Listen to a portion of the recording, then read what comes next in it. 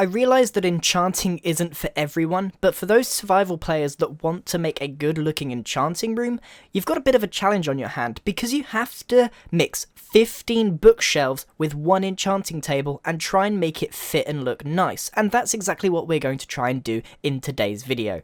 Let's get straight into it. So, as always, we have our 10 room designs in a line that the crew and I have put together for you, and we've tried to cover a whole range of different scenarios. So the first enchanting room is this cave room. Now, I want you to ignore the outside, just pretend that we're underground. This isn't like a room on the surface. This is actually in the cave-style house that we did like a week ago. And the problem with making enchanting rooms is that you have to use all of these bookshelves along with the enchanting table itself. Now, they tend to stick out in many different situations. So sometimes, for example right now when we're in the cave, it's better to just make it look like a bit of a mess, like someone made it in a hurry, because it actually fits better than trying to put it in a uniform square, but you still get the same effect. Next up is the library. This is probably my favourite one in the entire list, because this is where you would expect an enchanting table to be. You can build the library fairly easy. What you have to look out for is all of the proportions to be correct. You build the walls around it and make sure that they're nicely detailed, but it's this height here with all of these bookshelves intermingled with some normal oak planks that really sets it apart. The detail is fairly simple. It's got a couple of slabs, a few ladders, and a bit of redstone lamp, but as you can see, the enchanting table is in the middle, but it's the overall scene that makes it work really well. Making sure that you have exactly 15 or a little bit more bookshelves to make sure you can get the highest enchantments. This one is set in a forest scene.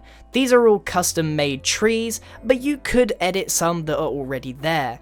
We also did some editing to the leaves by adding some stained glass panes to it, making sure of course that they are intermingled along with some jungle leaves themselves. But again, the idea is very similar to the first one, where we take the bookshelves and the enchanting table and make the surroundings work with the shape of it, rather than actually integrating those bookshelves, which are quite difficult to make work in a lot of situations because of their texture. So we really have to try and work around that. And this is another example of that. If you have a nether house, or in the survival world that you have, or maybe you've made one in the nether, you want something that looks a little bit more demonic, and I would suggest trying out some of these spikes. Whether you're making it in the nether or not, it shouldn't matter too much, but if you wanted it to make it seem a bit more like witchcraft, that's what I would suggest. Next up is a very similar idea, but in a desert scenario. We've got a couple of palm trees that are decorated. These are of course handmade. And I think that this one actually fits in a lot nicer because there's not the clash between the block choices here like there is with the red and the bookshelves. You can actually use FenceGate to integrate the sandstone with the bookshelves really nicely. Next up is an idea that works for a basement. Now, the actual bookshelves are just hidden in there and there as a formality. The whole point of this is to make it seem like there's actual magic coming out of it. And in block form, what we tend to do is add stained glass panes, particularly the purple and the pink and the white ones, mixed in with some end rods to give it a sparkle magic glow. It could have been done a bit better, but you get the general idea. Now this one is my absolute favourite. It's a garage example. It looks like a hoarder's paradise. The bookshelves are actually the main attraction. We have sort of a modern setting and a garage half open with a whole bunch of rubbish in there for your eyes to feast on, and I love the effect.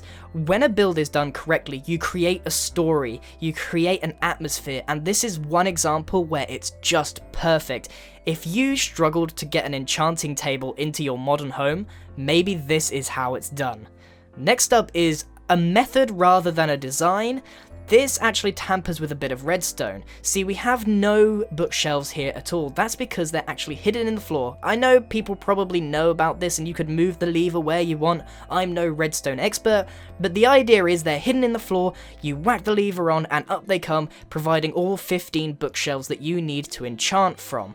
The idea is incredibly simple, and I'll show you the redstone at the back just in case you don't know how to do it.